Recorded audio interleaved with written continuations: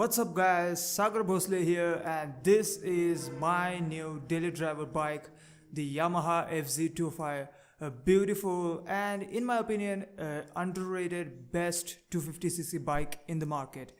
Now I'm saying underrated because I haven't seen people buying this bike that much who has a budget of 1.5 lakh.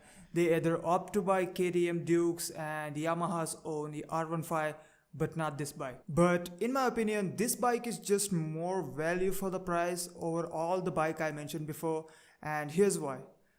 The FZ25 looks absolutely amazing. It features a striking design with all LED headlamps, followed by chunky forks, wide handlebar, and the sculpted tank looks overall amazing.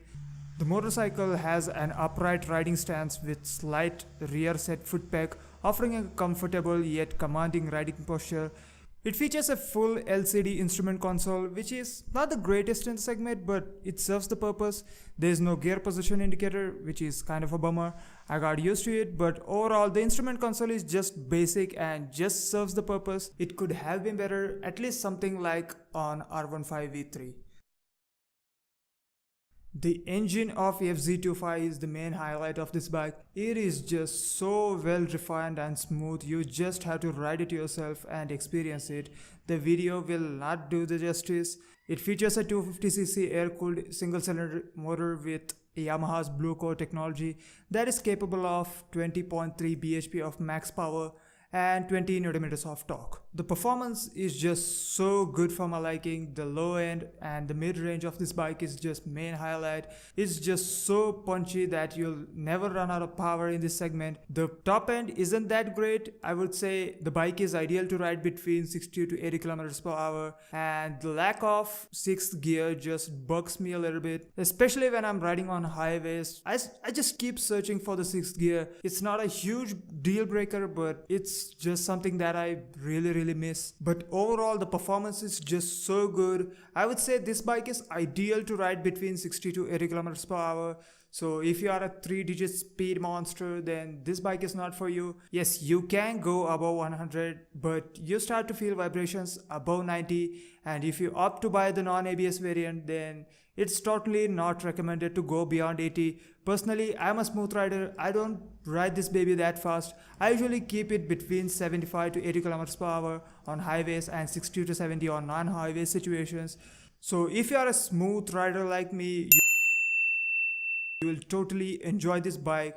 It's just perfect for us. Talking about chassis and brake, the bike is built around a diamond frame. The bike comes with telescopic forks up front and linkless monoshock mounted on swing arm on rear. For braking, it features a 282mm disc on front and 220mm disc on rear. My unit is non-ABS variant. There's also a ABS variant now available with ugly new color. The brakes of my non-ABS variant are just fine. I didn't experience any locking or skidding. It offers good amount of stopping power, and personally I'm totally fine with this brake. I don't feel the need of ABS at all.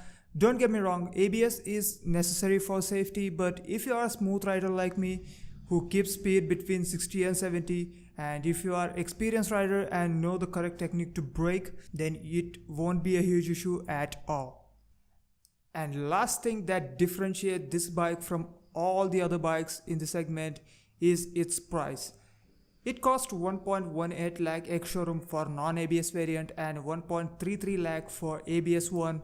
Compared to the competition like Duke 250 and even Duke 200, CBR 250 and also FZ's elder brother R15 V3, FZ25's price is significantly lower than all of them, which combined with really low maintenance cost and best fuel economy of this segment, which is averaging of 38 to 42 km per liter, in my experience, makes this bike more bang for the buck. This is exactly the same stuff which drawn my attention and made me buy this over Duke 250, which was my first consideration before I bought this bike.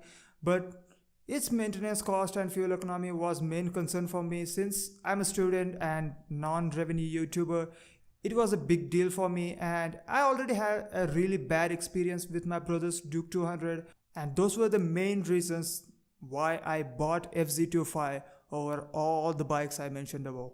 So if you are planning on a new bike and if you have a budget of 1.5 lakh, then you should definitely consider FZ25. It is just so good and so much value for the price bike. Alright guys, that's been it. Hope you enjoyed this new makeover of this channel and also the new name and my first kind of a moto vlog and slash review. Aside from that, thank you so much guys for watching this video. If you enjoyed it and you are feel like being awesome, make sure you chuck nose that like button and subscribe button, and in return you get a virtual hi-fi at your face. Alright guys, that's been it. Hope you enjoyed it. I'll see you guys in the next one. Bye bye.